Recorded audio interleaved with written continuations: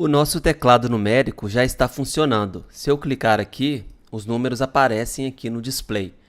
Porém, eu ainda não implementei a máscara de moeda. Ou seja, à medida que eu for digitando os valores aqui, deve ser colocado a vírgula para as casas decimais e o ponto para a divisão de milhar. Ou se estiver em dólar, né, é o contrário. Eu uso o ponto para divisão de casa decimal e a vírgula para divisão de milhar.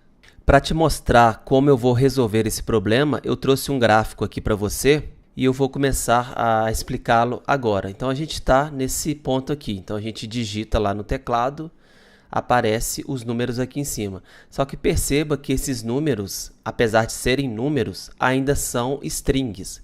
Por quê? Porque à medida que eu clico nesse botão aqui, nos botões numéricos, eu pego essa informação que está aqui no inner HTML, aqui no meu HTML. E esses valores aqui são todas strings, porque eu ainda não estou fazendo nenhum tratamento, né, para transformar uma string número 5 para um número realmente 5. Então perceba, se eu te mostrar aqui no console, é diferente se eu fizer isso aqui. Então vamos colocar aqui string 5 mais 5. Então, são duas strings. Então, veja que virou 55. Isso aqui é diferente de 5 mais 5, que nesse caso aqui não é uma string porque não está dentro de um parênteses, né? Então, ele está fora do parênteses. Então, 5 mais 5, aí aqui sim vai somar, porque o 5 que está fora do parêntese, ele é um número. Então, se eu fizer isso aqui, 5 mais 3, 8, que é diferente de 5 mais 3, duas strings, né? 53. Então, nesse momento, esse número aqui que aparece no display, na verdade, é uma string formada, né, por caracteres numéricos. Então, o primeiro passo para eu conseguir, né, formatar o display no formato de moeda, que é esse formato final aqui, no caso dólar, se fosse real teria um R aqui, né? E aqui teria ponto e aqui atrás, nas casas decimais, teria vírgula. Mas a ideia é a mesma, então o resultado final precisa ser esse aqui. Só que aqui eu tenho um intermediário, que eu preciso transformar essa string aqui, que são números, né? Um do lado do outro aqui, eu preciso transformar isso em um número. Nesse caso aqui seria um float, né? Um número com casas decimais aqui.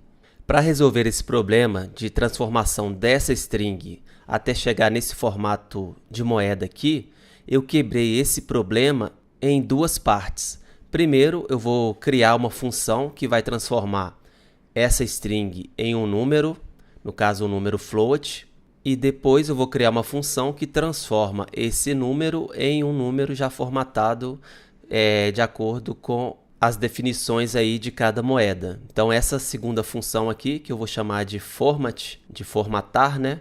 Eu passo o número, tá vendo? E o segundo parâmetro eu passo qual seria a moeda. Então, eu tenho aquele símbolo lá. Então, BRL é o símbolo de moeda aqui do Brasil, né? O real no caso. E o retorno deveria ser esse aqui. Então, eu venho aqui com R.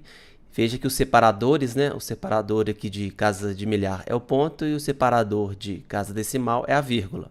E se eu aplicar esse mesmo número aqui, passando como parâmetro o dólar, o USD, essa função vai me retornar o número já com o símbolo do dólar e o divisor aqui de milhar, a vírgula, tá vendo que é o contrário? E o divisor aqui de casa decimal, o ponto ao invés da vírgula.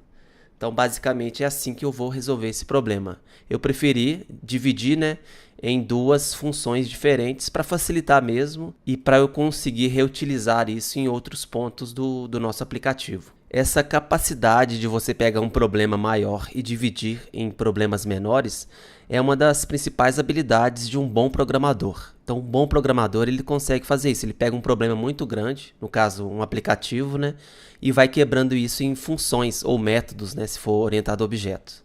E isso facilita muito a escrita de código, porque você consegue ser muito mais ágil resolvendo, né, um probleminha de cada vez. Agora eu vou começar, né, a implementar essas duas funções. Mesmo se você já criou, já resolveu esse problema aqui de uma outra forma, eu desafio você a implementar essas duas funções aqui, que é uma forma aí, né, de você treinar a sua lógica de programação e seu conhecimento sobre JavaScript também. Então, se você topa esse desafio, eu recomendo que você dê pause nesse vídeo agora, né, e vá lá escrever seu código, escreva, né, crie essas duas funções aqui, beleza? Agora, voltando aqui, eu vou implementar primeiro essa função aqui, digits to number. Então, seria dígitos, né? Estou chamando isso aqui de dígitos to number, que seria para número. Então, estou transformando esses dígitos em um número, que seria um número do tipo float. Bora lá, então, implementar isso no código. Então, a gente já tem aqui o nosso arquivo JavaScript.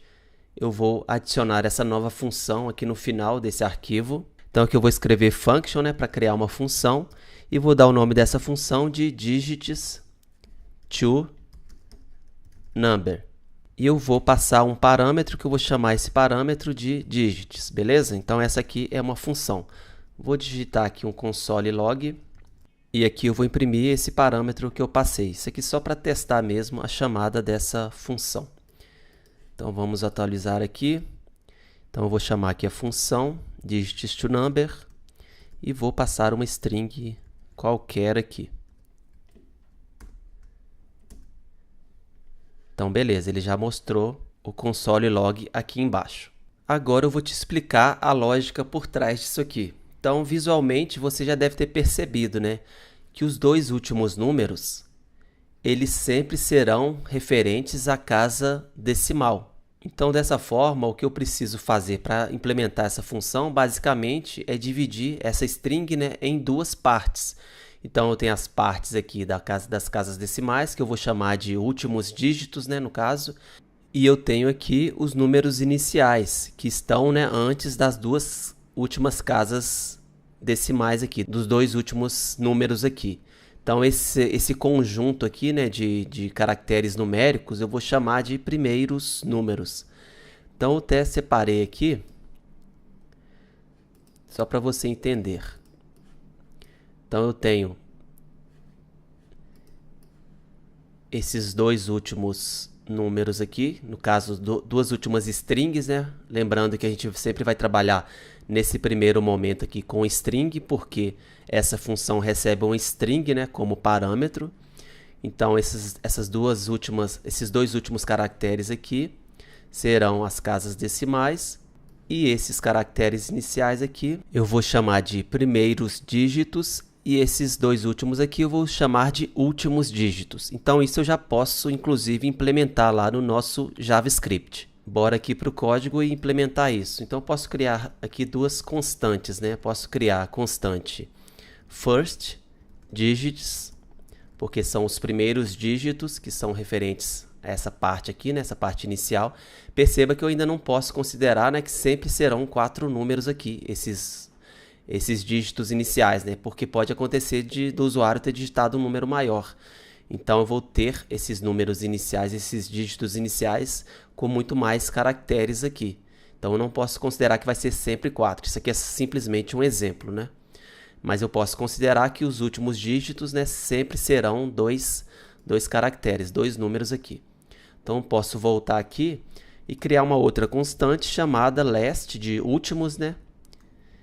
Então, últimos dígitos, beleza? Então, a gente está seguindo aquela mesma regra, né, de sempre escrever o nosso código em inglês. Para você já ir pegando, aprendendo, né, a trabalhar como um programador profissional aí de qualquer parte do mundo, né? Então, se você ainda não se sente confortável com o inglês, eu recomendo que você vá usando o Google Translator, até mesmo para você ir aprendendo as palavras aos poucos, tá ok? Foi assim que eu aprendi inglês, foi assim que eu melhorei muito o meu inglês. Então, eu aprendi inglês, né, enquanto eu aprendia programação, lá na época de faculdade. Agora, para cortar essa string que eu recebo aqui como parâmetro, da forma que eu mostrei aqui nesse gráfico, então eu vou cortar, né, eu vou partir em 2 pedaços, né? Então, eu vou colocar esse primeiro pedaço naquela primeira variável, first digits, e vou colocar esses 2 caracteres aqui naquela outra variável, last digits. Então, eu preciso, de certa forma, cortar, né, esse parâmetro aqui. Então, se esse parâmetro aqui for 1, 2, 3, 4, 5, 6, por exemplo, ele vai ser dividido. Então, aqui ele vai ter 56 e aqui ele vai ter 1, 2, 3, 4. Então, é esse o resultado que eu quero, né? Então, para isso, eu posso usar uma função do JavaScript chamada substring. No caso, é a substr, que eu vou te mostrar agora. Então, vou te mostrar a documentação aqui para você ficar bem tranquilo, já para entender, né, como funciona essa função substr. É uma função muito usada aí no dia a dia de um programador. Então, ela é bem simples de usar. Eu passo lá o objeto, né, no caso. Então, aquele parâmetro lá que eu passei, ponto substr, e eu passo aqui a posição de início e a posição de fim, no caso. A largura, né, desse primeiro pedaço. Então, eu vou te mostrar aqui na prática para você entender. Então, eu tenho esse parâmetro aqui. Então, eu posso vir aqui e usar o substr aqui.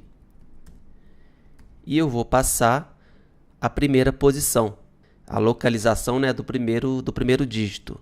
Então, vai ser 0. Então, ele começa no 0. Assim como um array, né, começa no índice 0, aqui, essa string, que acaba sendo, né, um tipo de array, porque uma string é como se fosse um array de caracteres, né?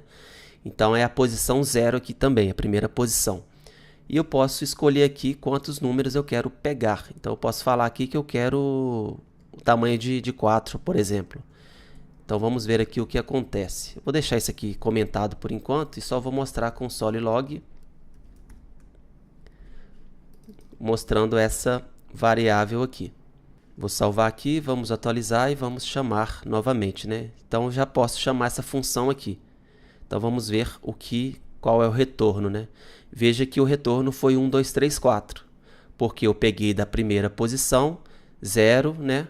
E peguei, a partir da primeira posição, eu peguei 4 caracteres. Então, tem aqui 1, 2, 3, 4 caracteres. Então, ele me retornou somente, né, 1, 2, 3, 4.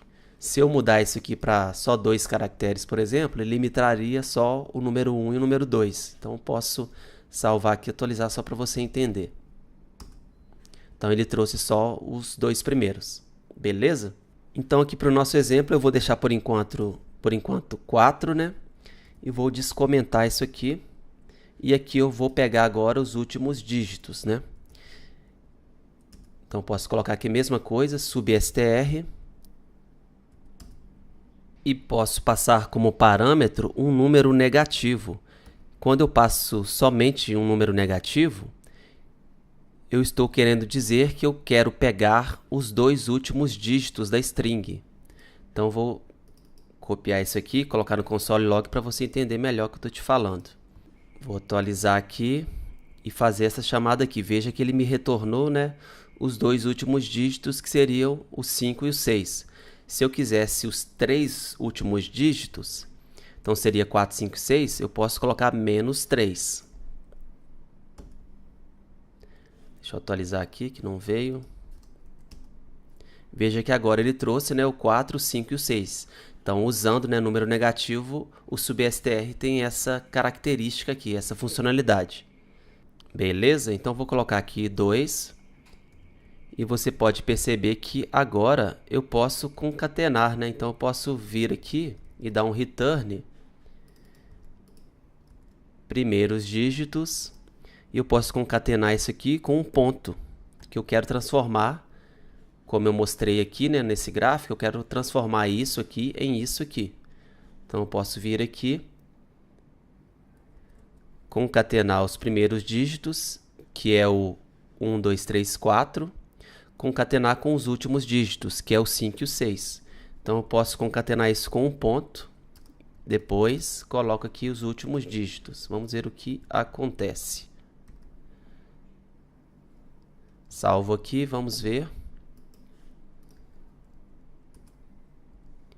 Veja que ele retornou uma string, né? Que é a concatenação dos primeiros dígitos.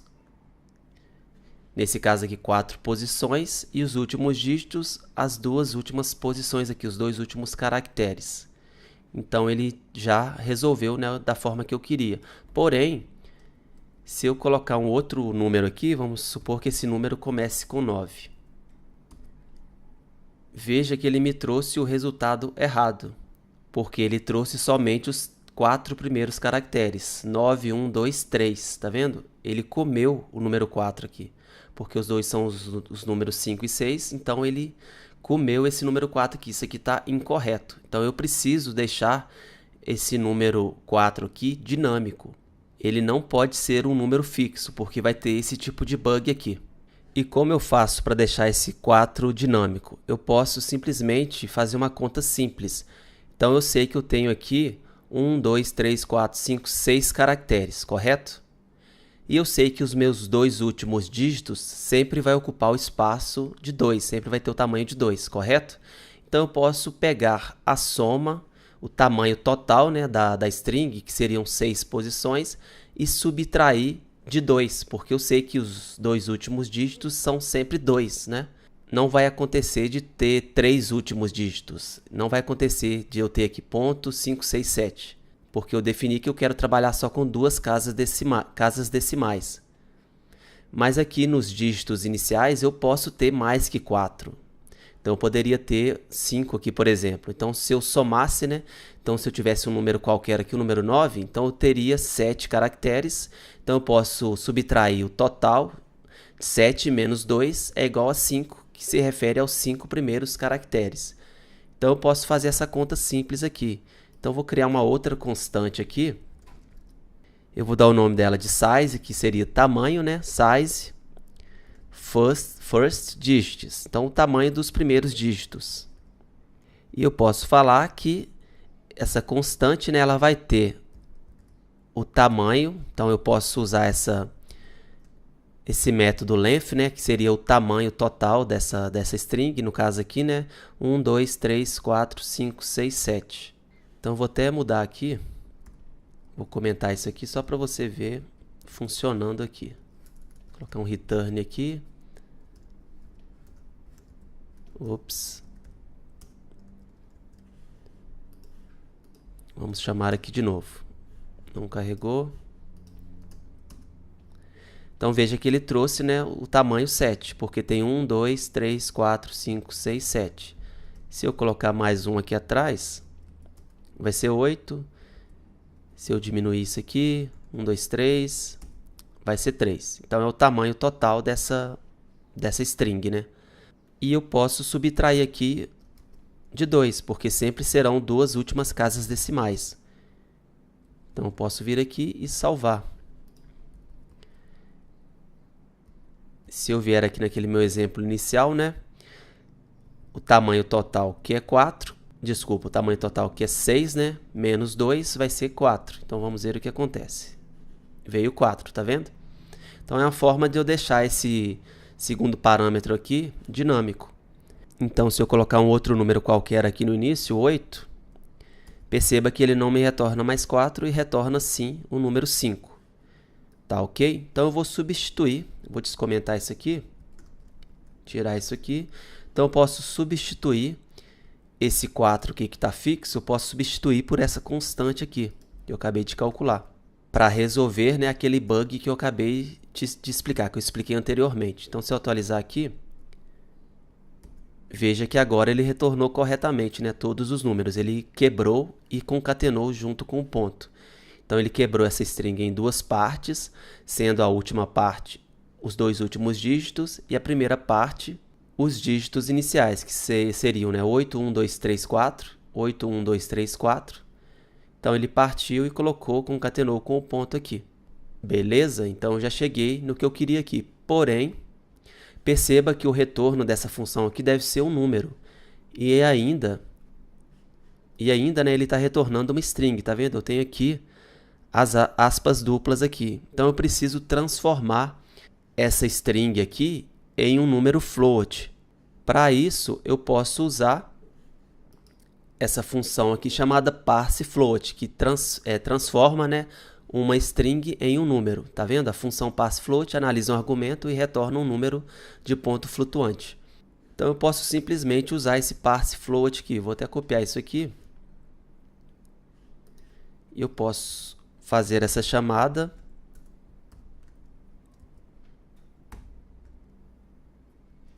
E agora, ao invés de retornar uma string, né, ele vai retornar realmente um número. Veja que agora ele retornou o número. Beleza? Esse vídeo está ficando um pouco longo, então eu não vou implementar essa segunda função format aqui nesse vídeo não, vou deixar para o próximo vídeo, para que esse vídeo aqui não fique muito longo, mas a gente já, né, concluiu essa função aqui, digits to number, que já está funcionando corretamente, como você pode ver aqui. Beleza? É isso aí, espero que você tenha gostado do vídeo. Até mais, te vejo no próximo vídeo.